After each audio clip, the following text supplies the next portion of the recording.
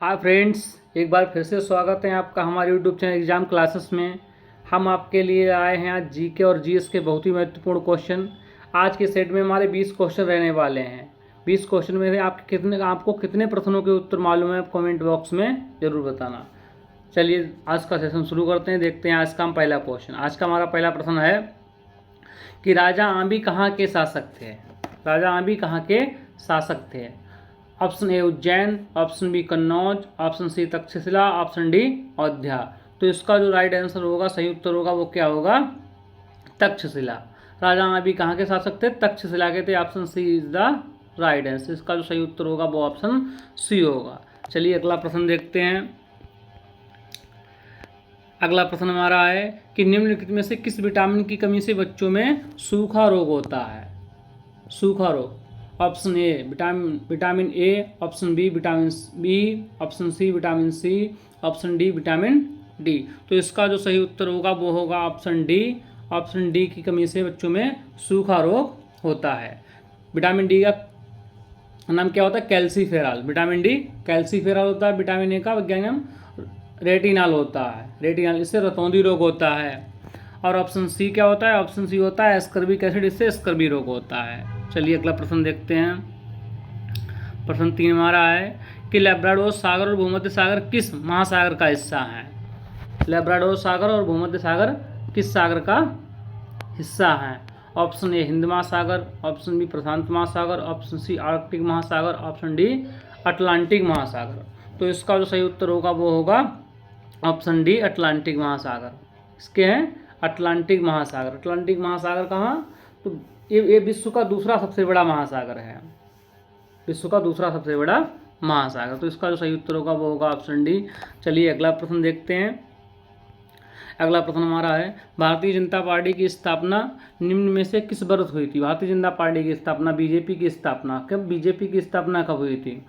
Option A 1967, option B 1934, option C 1980, option D 1957। तो इसका जो राइट आंसर होगा वो होगा ऑप्शन सी 1980 में भारतीय जनता पार्टी की स्थापना हुई थी 1980 में। चलिए अगला प्रश्न देखते हैं।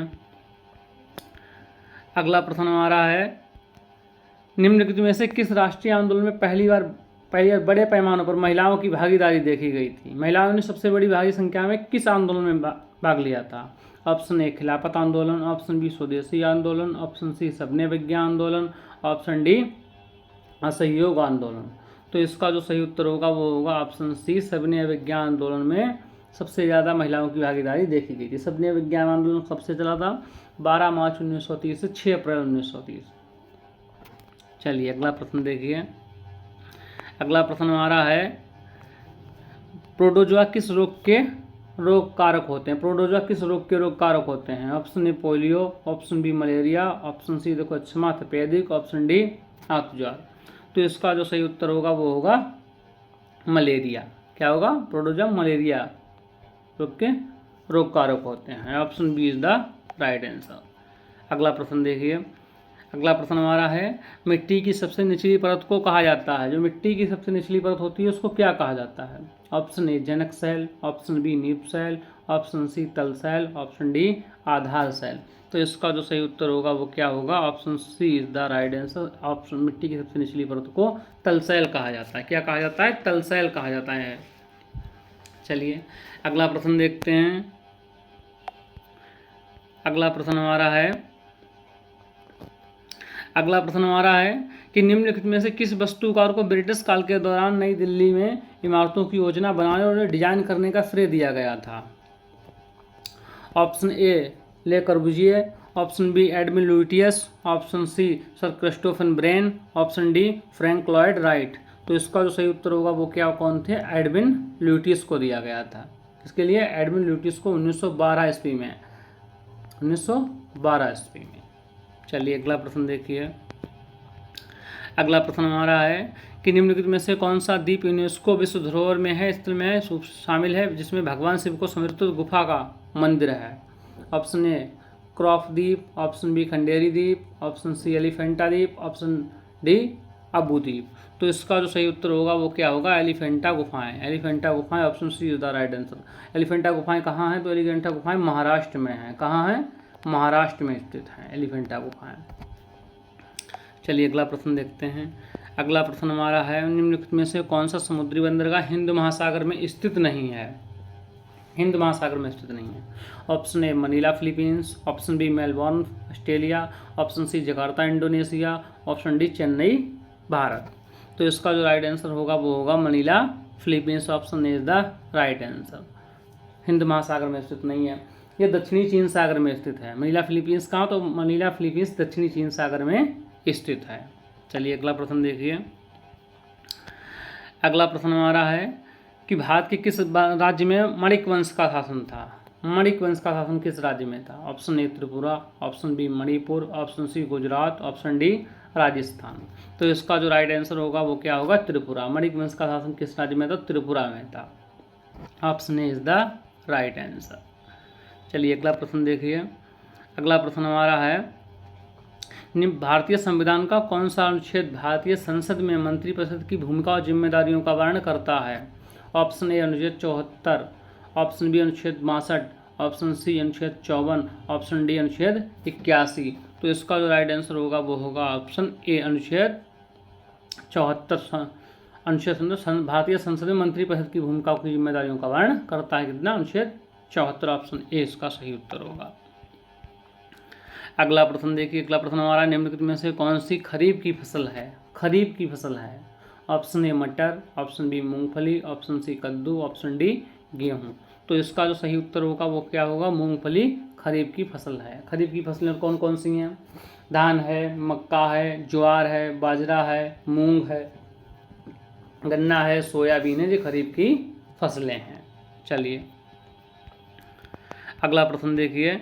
अगला प्रश्न हमारा है कि वायुमंडलीय दाब को मापने के लिए निम्नलिखित में से किस वैज्ञानिक उपकरण का प्रयोग किया जाता है। Option A ammeter, option B photometer, option C barometer, option D bolometer. तो इसका जो सही उत्तर होगा वो क्या होगा, barometer. Option C is the right answer. का सही उत्तर ऑप्शन सी होगा। बैरोमीटर द्वारा वायुमंडलीय दाब को मापा जाता है। अगला प्रश्न देखिए। अगला प्रश्न हमारा है कि 1932 में महात्मा गांधी और किसने हस्ताक्षर किए थे पूना पैक्ट पर। Option A Mohammad Ali Jinnah, option B Jawaharlal Nehru, option C Motilal Nehru, option D B R Ambedkar. तो इसका जो सही उत्तर होगा वो होगा B R Ambedkar, Bhimrao Ambedkar. Option D is the right answer.